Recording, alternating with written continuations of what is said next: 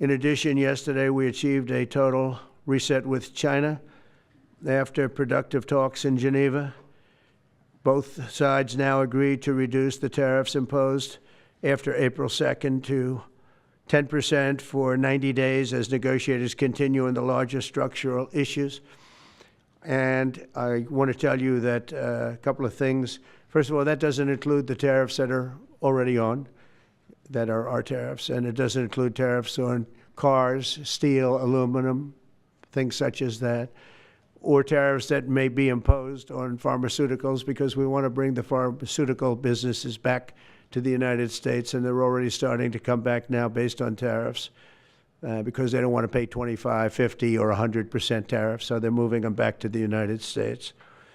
I spoke to Tim Cook this morning, and he's going to, I think, even up his numbers, $500 billion. He's going to be building a lot of plants in the United States for Apple, and we look forward to that. I really do look forward to that. But the talks in Geneva were very friendly. The relationship is very good. We're not looking to hurt China. China was being hurt very badly. They were closing up factories. They were having a lot of unrest. And they were very happy to be able to do something with us. And the relationship is very, very good. I'll speak to President Xi maybe at the end of the week. We have some other things we're doing. But one of the biggest things that we're doing, and I don't know if people realize this, but we made a great deal with China, a great trade deal. But it was a much bigger deal originally, and then they canceled it right in the last day. Some of you faces I remember were there when that happened. I remember you. And we had a deal where they opened up their country to trade with the United States. And they took that away at the last moment, and then I canceled the whole thing. And then 6 months later, we ended up doing a smaller deal. But it was a big deal. It was $50 billion worth of product that they were going to purchase from our farmers, et cetera. And we agreed to that. People thought it was 15 because they were doing 15. We made it 50 because I misunderstood the 15. I said, you got to get 50. Because when I asked, if you remember the story, when I asked, what are we doing with them? My Secretary of Agriculture at the time, Sonny Perdue, said, sir, it's about 15 billion and we're asking for 15. And I thought he said 50. So I said, so they came back with the deal at 15. And I said, no way, I want 50. Because you said 50. They said, sir, we didn't say that. Anyway, bottom line, I said, go back and ask for 50, and they gave us 50. And they were honoring the deal. And we would call them up a lot for the corn and for the wheat and for everything.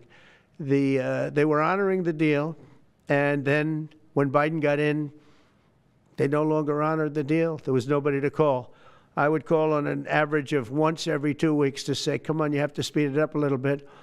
And our farmers were doing great. I said to them, buy more land and bigger tractors, if you remember. That's what happened. But the deal was a very good deal. But the best part of the deal was that we opened up China. China agreed to open itself up to American business to go in. And it would have been a great thing, I think, for China.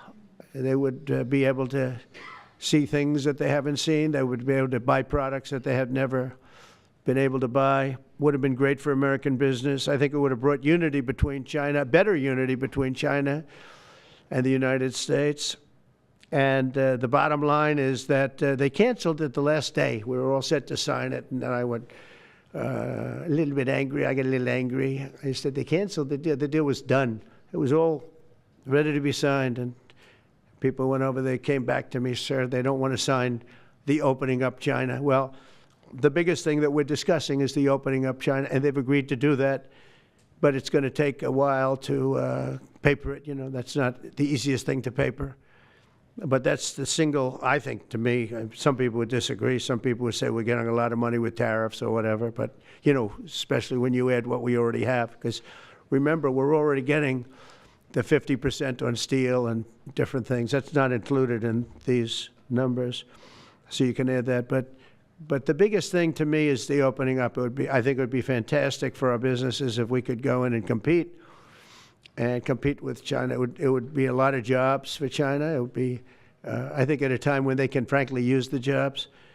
And that's what we're talking about. So that's a very, very important element to add. So when Scott, I watched him speak the other day, and I think he didn't want to say it, but I said, it's okay to say it. Look, if we don't get it, we don't get it. But if we don't get it, it won't be a positive thing.